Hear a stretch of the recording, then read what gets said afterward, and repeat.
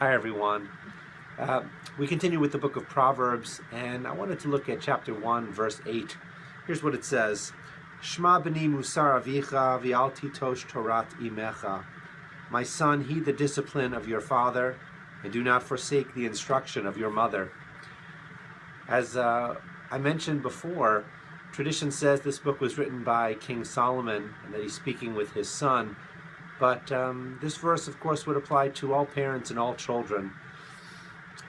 The author is writing to the child, saying to make sure to listen to his words, the words of the book of Proverbs, and it's the kind of thing that all parents hope for, that our children will listen carefully to our instruction, to our directions, to our warnings, to whatever wisdom we might have, to the traditions of our family and of our community, and that they will take that to heart and pay attention to it in their actions. There are, of course, all of us as parents have moments where we despair that our children are actually paying attention to these sorts of things. These are sometimes frustrating and sometimes are really worrying sorts of moments. But I recently had an experience with a group of young teenagers. We were talking about the extent to which they have freedom to make choices and the extent to which their parents circumscribe their choices, and that they have to do what their parents ask them to do. And I was saying how when they get older, they'll have increased freedom, greater ability to make their own choices. And I said, ultimately, in the end, it'll be completely up to them what choices they make. They'll have complete freedom, in a sense, at least from their parents.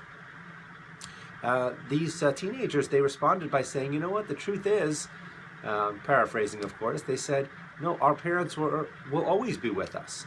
They've had such an impact on us that even when we no longer live at home, even when we live perhaps far away, what they've taught us will stay with us and will impact the decisions that we make.